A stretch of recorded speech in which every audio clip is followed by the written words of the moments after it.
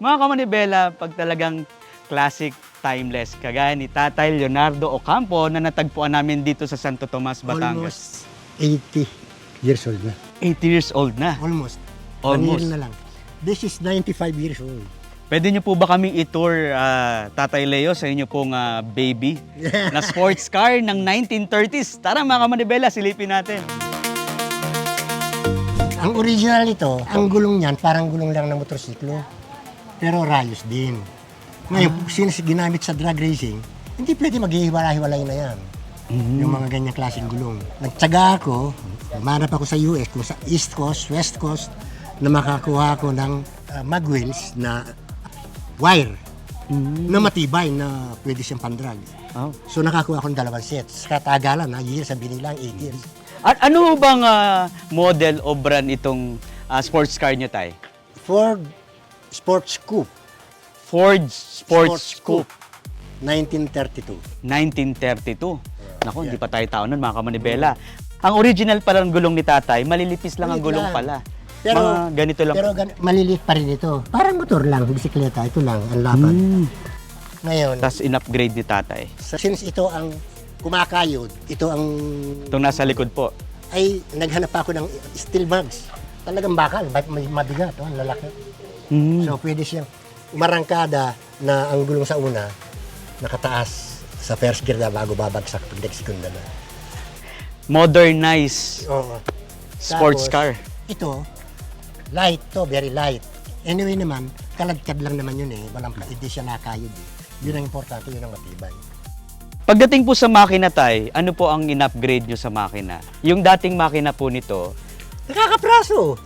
Ang top speed niya, 35 miles an hour lang. Kasi noong 1930s, ang speed limit sa freeway is only, maximum speed is only 35 miles. 35 miles. Yung panahon yun. Yun po ay sa US. US, Sa US. 35, that's around 35, 60, around 55 kilometers an hour. 55 Kasi miles yun eh.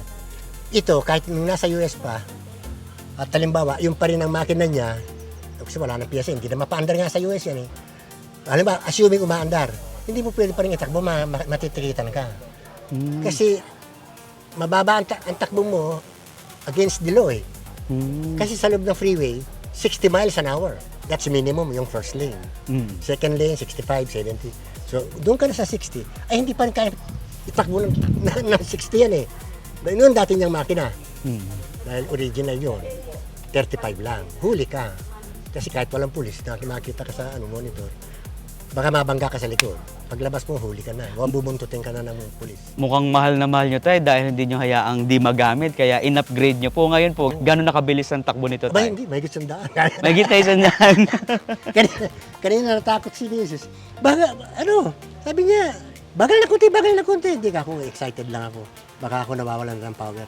Napalo ako na 110, 120. Ay, tsaka ako nagpabagal. Sige, mamaya po ipapakita natin habang pinapanda nyo, Tay. Naku, ang ganda. Ang laki rin ng compartment sa likod dito, Tay. Yan. DEUCE. DEU, ayun. Yan ang model ng panahon yun. Ito. Ito pala, oh. Ganito pala yung logo ng Ford nung 1932. Yan. Oo. Tapos ito, ayan. Naku, parang kasya ang tao rito. Babaltot ang bata pwede. Ang ganda rin. Ang ganda ng classic, Tay. Oo. Ito yung pinaka po niya, gasolina. Tangke. Nasa likod talaga. Nasa likod pala ang tangke. Pinalitan ko na lang ang mismong container dahil maliit lang ang container. Pinalaki niyo na po, Tay. Siyempre, iba na ang makina eh. Paano ngayon, Tay? Nagmahal na ang gasolina. Naku, Gasolina ho ba to, Tay? Gasolina. diesel. Diesel to. Diesel Diesel pala. to, Okay. crosswind. Para lang maparehas ko ng legal. Kasi hindi hindi mapaparehistro eh. Unang punta ko sa LTO. hindi ho maparehistro. Bakit? Daladala ko. Nang nagkakamot, kaya ano gagawin natin? Sabi, i-rehistro ko to. Sabi ko, ito inuwi ko dahil very memorable sa akin to, bata pa ako. Anong gagawin natin yan? Ano model ho yan? 1932. May papeles pa ho ba kayo yan? Wala. Kung meron mas, tulaw na yan. Sa Hindi pa ako tagal. tao, 1932, papel. Ubus na, wala na yan. Sabi ko, Kailan ho ba kayo pinanganak, Tay? 48. 48. Nas matanda pa to sa inyo. Binata na siya. Ako, pinanganak ako. Sa tatay niyo po ba ito, tay? Oo, sa frame, sa mga sinauna kung ano yan. Opo. Parang napansin ko po, ibig sabihin original na kaha niya po ito, tay. Oo. Ang tibay Tingnan naman mo. ng bakal ng Iba, 1930s. tingnan mo. Yan o. Oo. Hindi kagaya ngayon, parang mga lata ang mga sasakyan. Ito, natunaw na. Ito, Kinalawang na. kinalawang na. Pinalitan nyo na lang po. Nag-modify na lang. Mm. Kuha naman madali kasi nakapurma na ito eh. Ang Okay. mahirap lang daw talaga yung mga moldura niyan. Diyan makikita yung originality niya. Yung moldura yan. Saka mapapansin nyo po yung mga lights niya. Oo, talagang classic, no? Malipis lang din. Ito ko, kayo na po gumawa ng bumper niya tayo, no? Para sa likod. Based doon sa 1960s. 1960s. Yan. 60s kasi pinadress ko na yan. Pero bata pa ako ng panahon yun. Pero iba ang gumamit niyan. Pero ito po tay, Tatay Leo, ano na po to? Kayo na pong naglagay dito Dressing para sa sports car.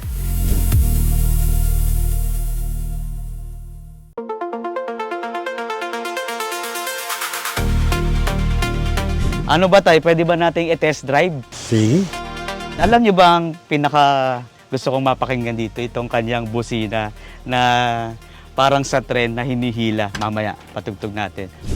So, ayan, mga kamanibela. Nagsiselfie na. Talagang itong mga manibela na classic, no? Dahil pala, Talaga tunay na kahoy, hindi sintetic. Oo, kahoy na kahoy talaga siya. Tapos Oh. ipofocus mo siya. Ayan, kamo, ang dugtungan. Nung panahon yun, matsagaan gumawa. Gumawa siya ng 2 piraso, pinantay, pinagsama. Di nakasali mo siya ngayon yung bakal. Pero ngayon, magaganda pa, mas magaganda, maliliit pa, matataba. Huwag niyong i-smallin tong classic sports car na to. Tingnan niyo paano niya ito i-start. Yan. Yun oh. Push button siya. Diba? Kita mo, napaka high-tech ni Lolo. High-tech siya, pero with an old model body. Pero na-serve niyo po tayo, no? Kahoy pa rin. Sinauna na ito. Pero, yung talagang original niya, hindi na. Pero ang paborito ko dito, itong kanyang busina, mga kamanibela. Ay, paano ba ito tayo? Ayun oh, ang galing. Nakakatawag pansin. At ito po, nilagyan nyo na po siya ng aircon. Hindi pa uso aircon nung panahon eh. Oo, hindi pa uso 30s aircon. wala pa yan. Oo. At saka sa States, malamig doon. Hindi na kailangan ng aircon. Oo. Siguro kaya hindi sila interesado. Pero ito tayo, ito na yung kahoy niya talaga? O pinalitan niya na rin? Talagang... Ano na eh. Kasi yung 30s pa naman. Oo nga Hindi eh. na forma niya. Ito po tayo, Ano na yan? ano na, refurbish na yan. Pero halos ganito rin yung kanyang, Yan mismo. An- ganyan mismo. ganito rin. Ang ganda. Kasi ito po, dinagdag nyo na po ito tayo. Kaya, Ayan. Ang ganda tayo. Sweet nyo naman Kasi- mag-asawa. Ito ang panggamit. Yan ang buhay namin, araw-araw. Kakain sa tayo, kakain ngayon. Eh, Kasi si- abot kami ng Pampanga sa San Fernando. Ganun ba tayo? Doon kami manananghalian. Kakainin ko ng mga 11 naroon na kayo. Sige po tayo. Kami sa San Fernando. Pwede nyo po bang ipaikot sa amin tayo? Maramdaman ng ating mga kaminibela kung paano ang kanyang Sige. takbo. Katik sa speed ito eh. Wow! Pag hindi, Dahil sports car siya eh, no? high compression engine. Bakit ganito po itsura ng mga sports car ng 1930s tayo? Hindi. Hindi, ang body. Ang body, no? Pero, ang fender, buo. Yung mula sa harap, nakaganon. Oo. Nakaganon siya. Inalis ko yun. Tinatas ko. Ginawa ko yung hot rod. Mm-hmm. Nung nasa California siya. At hindi laban sa drag racing. Nandiyan sa mamay pakikita ko sa iyo. Nilaban po ng, kayo na po ang lumaban, tatay niya. Bata pa ako na At sino po ang lumaban? Maamu-amu yung doon. Yung natambay doon. Sa West Hollywood. Pero sa tatay niyo talaga itong sasakyan. Sa lolo pa. Sa lolo pa. Ang tagal na nito. Katambak. Tas inano niyo lang. Ano naman po to tayo yan? Alay collection ko yan. 1800 pa yan. Nung hindi pa uso yung... Ano naman po yan? Para sa busina rin po yan? Dinikit nyo lang. Meron itong bulang malaki. Ay wala akong mabili. 1800s pa yan. Pag hindi minodify yan eh. Pabagal eh dahil nasa batas naman noon eh. Hindi gaya ngayon. Gaya ngayon, example ito. Papapatakbo ba ng may gitsandahan kung hindi minodify? Ang top speed dito sa dating engine niya is only 35 miles na. So, hindi na pwede ngayon sa panahon na ano. Oo. Baka mapagka ka sa lugar highway, ulihin ka. Dito hindi ka ulihin eh. Sa States, hindi ka. Dahil Understood ka eh. mahigpit sila dun eh. No? Pag ikaw lumihis, bumaba ka sa speed limit, tumaas ka sa speed limit, kita-kita rin. Oo. Ang ganda naman ng sasakyan niyo, Tay. Gabi, bilib na bilib kami. Oo, ang sarap sakyan. Lalo na kung may ka-date. Ay, At maraming napapalingon. Head turner talaga tong inyong ano. kasama ko sa misis. Pero wala na sa akin. Ay, patayin ko na po, Tay. Ay, sino ika yun? Tatapat din eh. Tapos, gaganon. Kakaway. Tay, sabi mo. Hindi ko naman kilala. Sabi ko. Ingat tay ha. Hindi ako, ewan ko, mababait sa akin yung mga, siguro ina-enjoy nila yung past na kotse. Ilang taon na ba kayo, Tatay Leo? 78. 78. Pero masaya pa rin kayong ganito na, nag-road buhay. trip. Tatay, paano ba ang maintenance nito? Wala na, parang yung jeep dito, mga coaching ordinary. Pareho na rin. Kasi ang engine, model na. So, same maintenance din. The same. Under chassis, the same.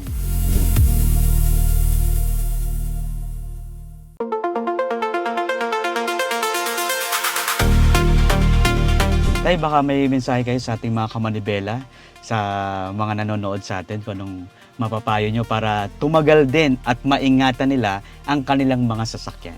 Okay, iyon ang advice ko. Just follow your passion. Huwag lang masama yung passion mo. Ang passion ko ever since, wheels. Gusto nyo matularan si Tatay sa kanyang pagiging masinop at maalaga sa Yeah. sasakyan, kagaya nitong 1932 na model ng Ford Sports Coupe ng 1932. Sana magaya natin ang pagiging masinop ni Tatay sa sasakyan. Kaya lagi lang natin tandaan mga kamanibela, saan man tayo magpunta, laging mata sa kalsada, kamay sa manibela.